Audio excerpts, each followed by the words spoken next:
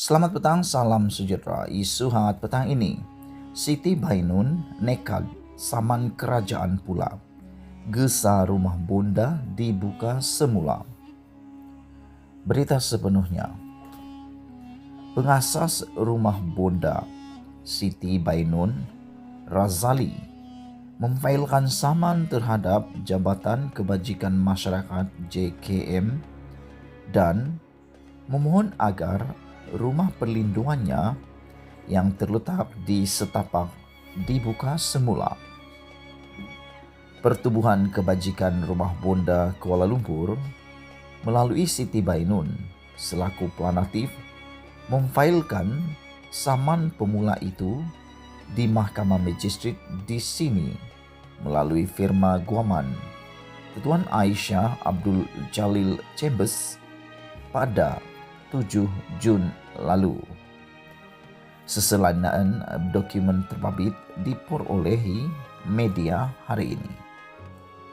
Planatif menamakan pengarah JKM Wilayah Persekutuan Kuala Lumpur JKM WPKL sebagai defendant tunggal. Kes itu ditetapkan untuk pengurusan kes pada 22 Jun ini. Menurut afidavit Siti Bainun, pertubuhan rumah bonda ditubuhkan pada 31 Januari 2019 dan pada mulanya beroperasi di laman residen Kipak Seri Utara sebelum berpindah ke Taman Setapak pada 27 Oktober 2020. Pada 20 Ogos dan 25 November 2021, Siti Bainun didakwa telah menganiaya dan mengabaikan seorang remaja perempuan sindrom Down di Kondo Irama Wangsa Maju di sini yang juga merupakan rumah kediaman wanita itu. Di Taman Setapak, rumah perlindungan yang dikenali dengan nama Rumah Bonda telah diwujudkan dan sepanjang rumah perlindungan itu beroperasi, ia telah berada di bawah pengawasan dan pemantauan JPKM WPKL.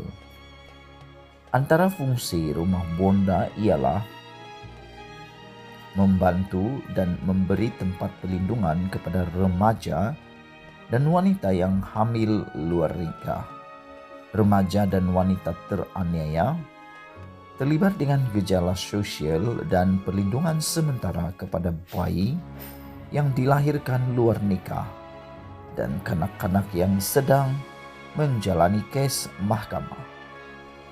Sejak penubuhannya, Rumah Bonda telah menempatkan 62 orang remaja dan wanita hamil, serta seramai 50 orang bayi telah dibantu untuk dilahirkan di hospital secara selamat. JKM WPKL melalui perintah mahkamah juga ada menghantar kanak-kanak tanpa waris dan remaja yang hamil luar nikah. Kaki tangan JKM WPKL termasuk pegawai-pegawai pelindung JKM sememangnya mengenali saya dan sering berurusan dengan saya mengenai hal ehwal penjagaan dan perlindungan wanita serta kanak-kanak yang menjadi penghuni rumah bonda, kata Siti Bainun dalam afidavit tersebut. Tambahnya, planatif telah melakukan segala usaha yang perlu untuk mendaftarkan rumah bonda di Taman Setapak di sini dengan JKM. Namun usaha tersebut masih belum selesai kerana masih terdapat beberapa prosedur yang perlu dipenuhi. Bagaimanapun, pada 9 Julai 2021, Siti Bainun menyatakan dia telah menerima notis lak penutupan daripada JKM WPKL yang memaklumkan bahawa rumah bonda di Taman Setapak akan ditutup mengikut Section 16 dalam kurungan 1 Akta Pusat Jagaan 1993.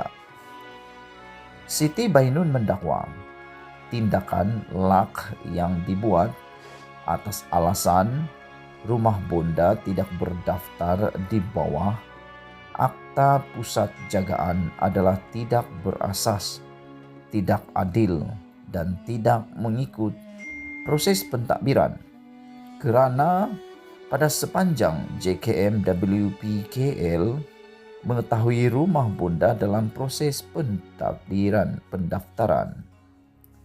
Pada 20 April lalu, rumah bonda telah menerima notis tawaran kompaun berjumlah RM5,000 daripada JKM-WPKL mengikut peraturan-peraturan pusat jagaan 1994, pengkompaunan kesalahan di bawah Section 21A dan Section 24 Akta Pusat Jagaan 1993. Bayaran kompaun tersebut telah dilunaskan pada 25 April lalu.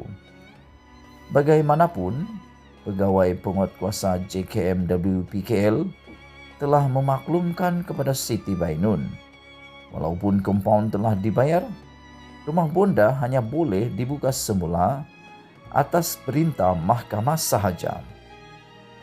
Disebabkan perintah penutupan itu masih lagi berkuat kuasa, Siti Bainun mendakwa pihaknya tidak boleh menjalankan kerja-kerja amal yang lain, seperti penyediaan makanan bagi gelendangan dan pusat bank makanan.